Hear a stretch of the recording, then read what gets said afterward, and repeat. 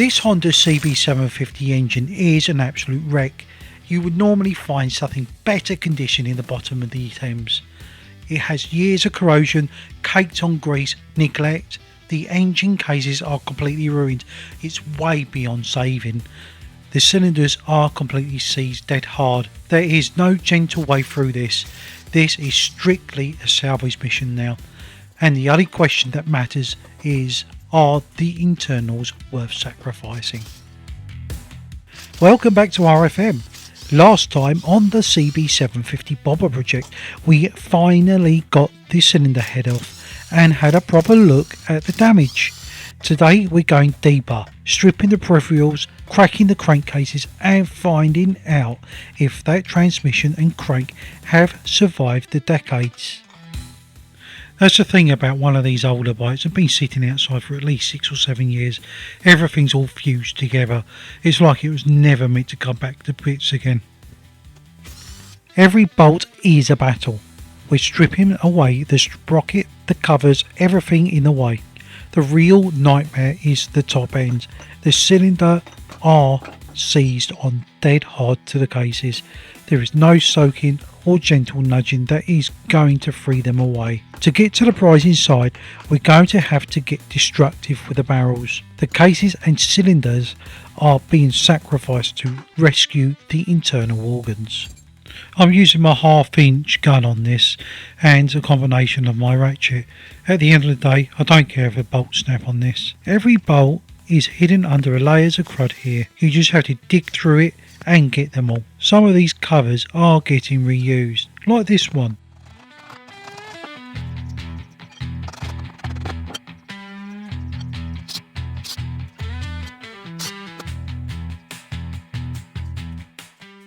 A few taps and it starts to move, but it hangs up on the output shaft. Just don't force it removing it.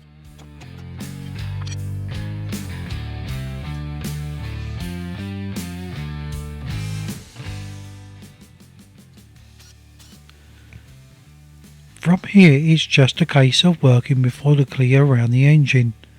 Every bolt, every bracket and every sensor. It doesn't matter if it looks important or not. It will be reused at some point, I imagine. But as for the cases, they are completely scrapped. When you save any of the hardware, bag it, tag it and try to make a map from wherever it goes. It will help you out when you reassemble.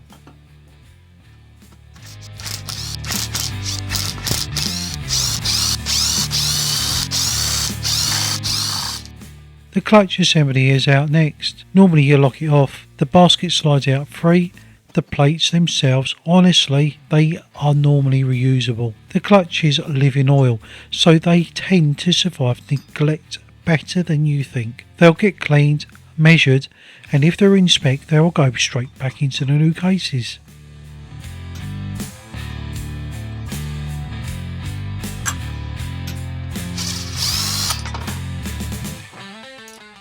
Well, the oil pan's off, and this is usually where you find the story of the engine. If there's any metal in the bottom, you know something has let go. On this one it's surprisingly clean. There's no tar down the sides of the engine.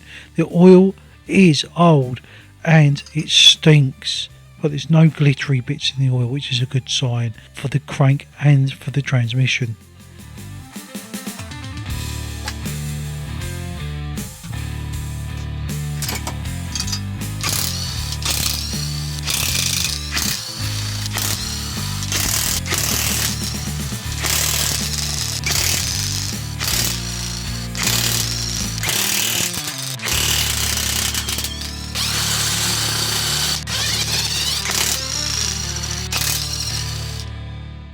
It is time for the moment of truth, splitting the crankcases.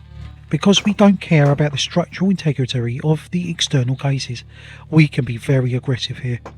A few sharp taps and a final crack and it opens to reveal the transmission and the crankshaft. At this point, I'm genuinely not sure if the engine's going to tear down, or is it just going to be an archaeological dig. Either way, the preservation standards have a lot to be desired. And here we are, looking at the heart of the machine. Despite the absolute horror show of the outside. The internals actually have a fighting chance. We are pulling out the transmission gear sets and checking the primary gears and components, including the tensioners. In this case, first observations, the tensioners are absolutely shot. They will be changed. It's a lot of work and very messy, but if we clean it all up and spec out all the gears and the crank, the sacrifice of the outer engine will be completely worth it.